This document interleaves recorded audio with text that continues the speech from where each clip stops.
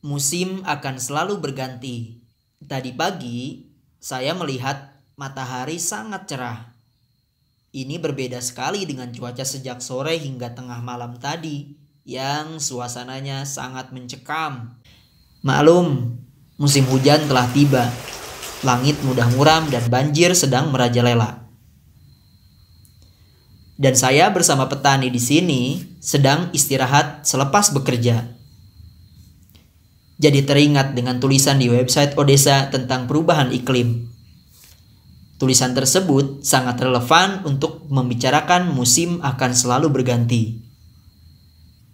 Judulnya, Perubahan Iklim. Bagaimana petani di Bandung Utara mencegah erosi? Seperti tahun-tahun sebelumnya, setiap akhir musim kemarau dan awal musim penghujan, para pengurus Odesa menemui sebanyak mungkin petani di perbukitan. Ladang-ladang pertanian itu letaknya di kawasan Bandung Utara.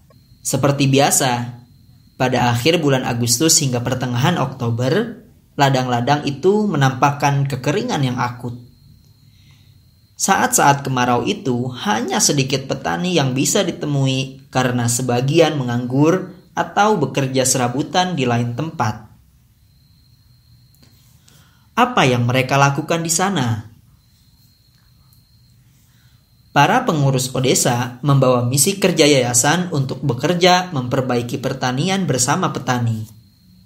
Sejak tahun 2016 silam, Odesa punya program mendorong petani menanam pohon di ladang-ladang perbukitan, terutama pada lahan-lahan yang dimiliki petani. Sebab, dari ribuan hektar di Kecamatan Cimenyan yang digarap petani itu, tidak semuanya milik petani.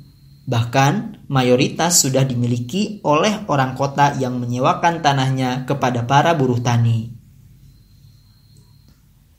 Pengurus Odesa selalu mencari celah agar target menggerakkan para petani itu menanam sebanyak mungkin pohon besar.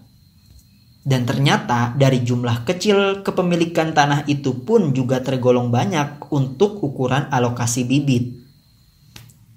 Belum lagi kalau kita hitung jumlah lahan kosong yang sifatnya publik, terutama pinggiran jalan yang tanpa perlu izin siapapun bisa kita tanami. Pengurus Odesa merasa perlu untuk mendorong petani menanam pohon-pohon tinggi, terutama beragam jenis buah-buahan, termasuk menanam kelor, hanjeli, dan sorghum. Mengapa itu penting? Alasan pertama, ladang-ladang kering kerontang itu akibat model pertanian yang salah monokultur. Jadi, bukan soal sayuran yang menjadi pokok masalah, melainkan mengapa hanya menanam sayuran pendek. Sementara ada tanaman penghasil sayur seperti kelor, juga ada penghasil buah dan sayuran sekaligus seperti pepaya.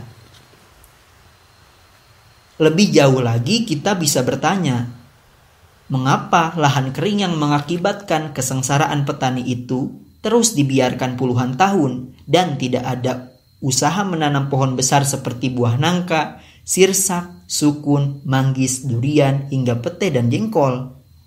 Kedua, ribuan keluarga petani yang hakikatnya adalah buruh tani itu mengalami kemiskinan yang akut. Banyak sendi-sendi ekonomi lokal yang telah rusak sehingga petani tidak bisa mengembangkan perekonomiannya. Sementara mereka juga termarginal oleh pembangunan. Kami menemukan fakta luas dari hasil pengamatan selama 5 tahun. Banyak orang semakin miskin dan susah mengembangkan hari depan yang lebih baik. Modernisasi tidak menarik produk pertanian mereka ke market modern, melainkan justru menjadi petani tetaplah konsumen. Para petani tak punya kuasa atas produknya, tetapi mereka harus menjadi konsumen produk pabrik, terutama pada pupuk kimia dan benih. Juga, mereka harus menjadi konsumen total pada hampir semua kebutuhan rumah tangga, karena apa-apa harus beli. Jika daya produksi lemah, bagaimana mungkin daya belinya meningkat? Dari sudut pandang ekonomi paling dasar pun, urusan ini secara gamblang menjelaskan problem hidup petani. Alasan ketiga, ternyata kekeringan lahan yang memiskinkan petani itu juga menyebabkan lumpur dari ladang perbukitan Cimenyan turun ke perkotaan Bandung. Banyak orang tidak terlalu serius memikirkan ini, terutama pemerintah yang bertanggung jawab, yakni Bupati Bandung dan Gubernur juga tidak banyak yang mengerti secara sungguh-sungguh. Mengertinya hanya sekilas dan tidak mau mendalami persoalan ini hingga mencari jalan keluarnya. Akibatnya, huma yang sejak dulu minim tanaman besar itu menjadi pertanian monokultur sayuran. Akibat pertanian monokultur inilah muncul dua kerusakan besar, yakni kerusakan ekonomi petani dan banjir lumpur merajalela setiap tahun. Perubahan iklim, perubahan nasib. Sungguh malang nasib para petani itu. Dari atas bumi mereka bekerja dengan perubahan iklim yang luar biasa berat. Aktivitas pertanian mereka terus menurun dari kemampuan memanen sayuran 4-5 kali pada 10 tahun silam, sekarang hanya 2 kali saja, yakni panen pada awal Desember dan akhir Maret. Mereka kemudian banyak yang menganggur antara 5-6 bulan. Sebagian mendapatkan pekerjaan buruh bangunan, tetapi sebagian belepotan mencari nafkah karena keadaan dirinya sebagai semi pengangguran. Ribuan petani yang kami temui telah kami serap pola pikirnya, perilaku dan orientasi hidupnya. Pada urusan menanam ternyata sederhana saja, bahwa mereka bukannya tidak mau menanam pohon tinggi atau beragam jenis tanaman lain ke arah aneka ragam hayati, tetapi mereka lemah karena tidak memiliki pembibitan, tidak bisa belanja karena bibit itu mahal karena jauh dan wawasan mereka tentang pertanian di luar urusan sayuran begitu tertutup. Dan yang terpenting, kita harus sadar bahwa berekonomi dalam bidang apapun membutuhkan ilmu pengetahuan yang selaras dengan perubahan kekinian. Petani jauh dari ilmu pengetahuan. Kitalah yang perlu memasuki kehidupan mereka, menjadi teman para petani dan memberikan solusi-solusi yang realistis dan bisa dijalankan setahap demi setahap. Yayasan Odesa Indonesia merasa perlu menciptakan hari baru untuk pertanian. Menggarap pertanian, terutama para petani ini penting. Itu artinya urusan manusia sebagai aktor perbaikan lingkungan. Telah banyak bukti praktik pertanian yang merusak itu bukan saja dilakukan oleh kalangan farmer atau pertanian industri, melainkan juga dilakukan oleh para petani kecil, dan itu jumlahnya sangat banyak. Tetapi ada banyak fakta pula ketika petani bekerja dengan kaidah agroekologi, perbaikan lingkungan juga terjadi. Tak terkecuali pendapatan ekonomi para petani juga lebih baik. Para petani adalah sahabat baik kita yang bisa menjadi aktor perubahan sosial dengan menanam pohon. Ini akan nyata terjadi manakala kita telaten mendekati mereka dan mendengar beragam keinginan, harapan, dan kita juga memberi masukan-masukan. Mereka senang dengan ide baru, tetapi sekali lagi harus tepat dalam pembicaraan.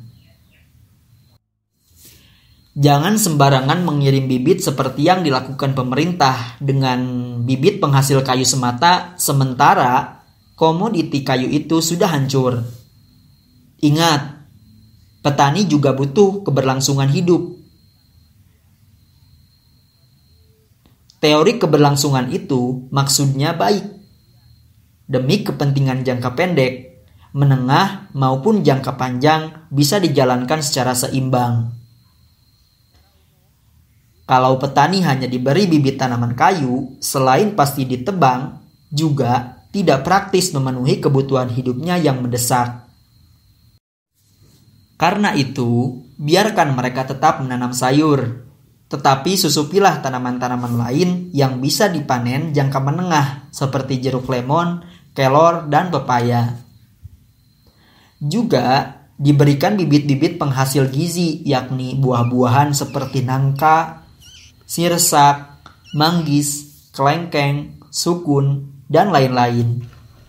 Agar erosi terjaga dan kelak para petani akan mendapatkan kemewahan memanen buah dan keluarganya lebih bergizi. Para petani yang kami temui benar-benar mau menanam dan mau merawat bibit-bibit yang pernah kita bagikan. Itu nyata sekali kami lihat hasilnya. Ratusan ribu pohon kopi telah luas menyebar. Pohon jeruk lemon sudah banyak yang panen. Pohon nangka, sukun, sirsak, dan lain-lain yang pernah kita bagikan 4 tahun lalu sudah membesar dan tetap hidup. Kelor untuk gizi dan cegah erosi. Kemudian, yang menyenangkan adalah para petani menggemari kelor. Botani bernama Moringa olivera ini sekarang menjadi tanaman primadona di Kecamatan Cimenyan, juga menyebar di perkotaan Bandung dan daerah lain. Para petani menunggu kehadiran bibit kelor. Kemampuan kami menyediakan bibit kelor setiap tahunnya hanya mencapai antara 10 hingga 14 ribu. Sementara kebutuhannya bisa 10 kali lipat dari itu. Ini sesuatu yang berbeda jauh dari tahun 2017, di mana para petani merasa aneh kami mendorong mereka memakan kelor.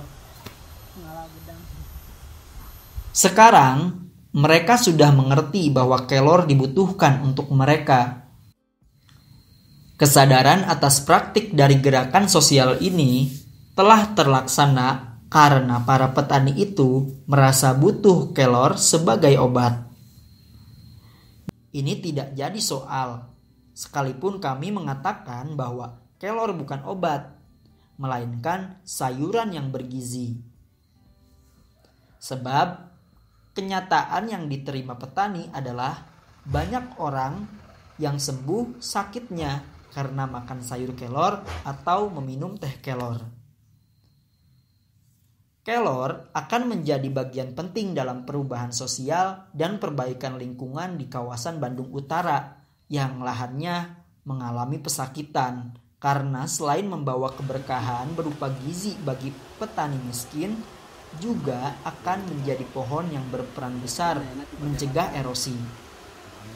Dan moga-moga semakin banyak yang menanam dan mendapatkan hasil dari penjualannya.